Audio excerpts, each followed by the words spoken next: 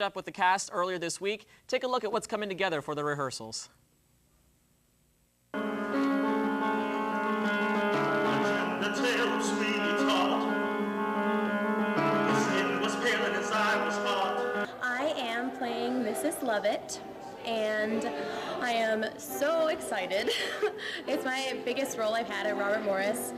I'm a little nervous but pretty confident. I'm having a lot of fun playing her. It's unlike any role I've ever played before, so I'm usually the love-struck princess. But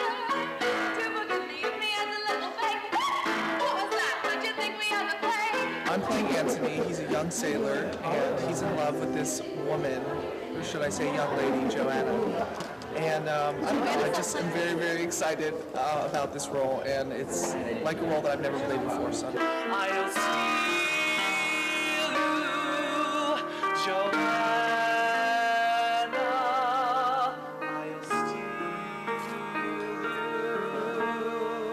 you. Okay. I'm playing Sweeney Todd, and it's probably definitely by far the most challenging role I've ever played. I've always been a tenor, so this show is like I'm like singing like all the time. So that's kind of like something new. Attend the tale of Sweeney Todd. Attend the tale of Sweeney Todd. Swing your razor wide, Sweeney, hold it to the skies. Freely flows the blood of those who are alive. Coming up in sports, we take a look at last night's Steeler game, plus the Sprint Cup Series was in action, and so much more. So stay tuned. We'll be right back after the break.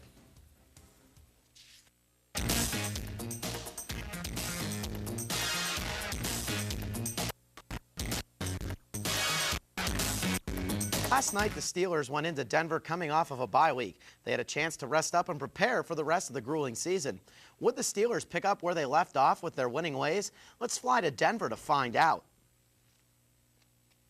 All right, so Monday Night Football, Brian Dawkins getting the Broncos ready for the game, but this is going to be Kyle Orton, and he's going to get intercepted by Tyrone Carter, who runs 49 yards for a touchdown into the end zone, gives the Steelers a 7-0 lead, taking it away from the Broncos early in the second. Now to the third quarter, where Ben Roethlisberger going to go up the middle to Hines Ward for the touchdown. That puts the Steelers in front 14-10. And then later on, this will be in the fourth quarter, Ben Roethlisberger evades the rush out of the pocket and goes 25 yards to Mike Wallace, who was on the move. He makes that grab 21-10 now for the Steelers. And then very late in the fourth quarter here, Ben Roethlisberger to Hines Ward. Hines Ward up and over Champ Bailey for the score, 28-10. Hines Ward, 7 receptions, 44 yards, 2 touchdowns as he gives a ball to the lucky fan there. And then Roethlisberger was 21 of 29, 233 yards, 3 touchdowns, and an interception. Rashard Mendenhall, 22 carries for 155 yards. Here's Mike Tomlin after the game. Big win for us tonight. If we're going to be a good team, a team that's championship caliber, we got to be able to go on the road and beat good people. And this Bronco team is a good team. We hadn't done that to this point this year. We put together a winning performance, so we're pretty pleased. But we're going to keep it grounded. We got a big AFC North game waiting on us here on the other side back in Pittsburgh next week. But a big congratulations to all parties involved. Got a bunch of top quality contributions from a lot of people. Good team victory for us tonight here in a hostile environment. Hats off to the Broncos, man. They're a quality team. They play hard. After beating the big one last weekend at Talladega, Jimmy Johnson's hopes of a 4th straight Sprint Cup title looked all but certain, with teammates Mark Martin and Jeff Gordon trailing by 184 and 192 points, respectively. Could Jimmy continue his good luck? Let's head to Texas and take a look. So Jimmy Johnson with the Sprint Cup points lead, as we mentioned, heading into the Dickies 500 here at Texas Motor Speedway. Lap 3, he gets bumped by Sam Hornish Jr., comes across the track and crashes to the inside wall. Take another look at it here as Hornish gets loose and into Johnson. Johnson eventually would get back on the track, but would finish in 38th place, taking a huge hit on his points lead. Then on lap 174, Juan Pablo Montoya gets loose in the corner, slides up into past race winner Carl Edwards. Edwards into the wall hard. An innocent bystander, Jeff Gordon, involved as well. A hard day for Hendrick Motorsports. Then with 3 to go, Kyle Busch, who had been dominating the entire race, runs out of gas late, and his brother Kurt goes right by him, crosses the finish line for the victory, prevents Kyle from sweeping all of the races this weekend in Texas. Kurt comes away with the victory. Denny Hamlin second, Matt Kenseth third, Mark Martin in fourth, and Harvick in fifth. Johnson leads the chase by 73 points over Mark Martin. Here's Jimmy Johnson. You know, I just try to play through my mind what I could have done differently at the start of that race, and I don't think I could have done anything different. 77 lost it. You know, I wish he could have waited a few more laps before he lost control of his car. I think he did again the second time, but I wish I wouldn't have been around him the first time when he did.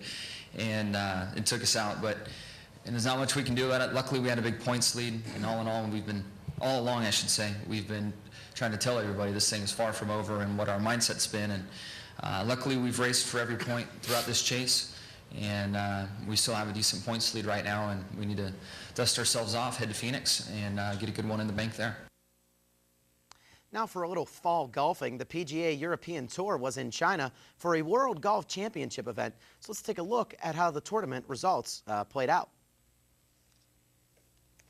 Phil Mickelson coming into Sunday with a 2-stroke lead, as well as going to be Tiger Woods trying to prepare and take over that lead. And here's Woods struggling early on after going into the water at the 4th. He misses his bogey putt here. That one just slips out, and then Woods at the 7th hits from the sand terribly. The ball goes a little ways up to the rough. He was 4 over through 7 holes. Woods shot a 72, 12 under overall. Meanwhile, South African Ernie Els was playing himself into contention. The terrific birdie putt from the fringe here at the 8th, and that drops in for Els. But Northern Ireland's Rory McIlroy was another person trying to climb into contention with a sensational round of 9 under 63. McIlroy setting up his 10th birdie of the round on the 17th with a terrific tee shot here. That one just rolls back to the pin. He finished 14 under. But back to Els, who was looking for his first win of the season. A terrific tee shot of his own here at the 17th. And this one going to land and roll nicely back towards the cup to set up a birdie that gave him the lead at 17 under. Els was 10 under on his round through the 17th, but he would give it back here at the last on the par 5 18th. His second shot to the green is woefully short, lands it in the water, and would bogey the hole to finish at 16 under after a terrific round of 63. Meanwhile, Mickelson, he saves par with a dramatic putt here at 16th from the fringe to keep him at 16 under. Another wonderful, masterful putting opportunity from Mickelson. And then his next shot at the 17th, another clutch tee shot. This was important, and it was also a beauty from lefty, leaving himself a great birdie chance. He would drain the putt for the 1-stroke lead. That was the difference. Mickelson wins after a round of 69, 17 under overall. That gives Phil 4 victories on the year and his second World Golf Championship event as he beat Nick Watney back in March at the World Golf Championship CA Championship by 1 stroke. And the Penguins return to action now. It's against San Jose here early on in the first, with Scott Nickel spotting Jamie McGinn for the Rister 1-0 Sharks early on in the first. But later on in the first period, Dan Boyle sees the opportunity of a clear pass to Joe Pavelski, who was there for the tip-in. The Sharks continue to cruise 2-0 in the first. Then later, this is in the second period, time for Pavelski to spread the wealth again as he spots newcomer to the Sharks, Danny Heatley, for the slap shot and the goal. The Sharks go on to beat the Penguins for the 7th straight time at home. Final score is 5-0, and the Penguins return to action tonight against the Boston Bruins at 7 o'clock on Versus, but they will be without another key player. Defenseman Chris Letang will be out for at least 2 weeks after suffering a shoulder contusion against the Sharks. This adds to the list of players injured for the Penguins, including Sergei Gonchar, Evgeny Malkin, Maxime Talbot, and Tyler Kennedy.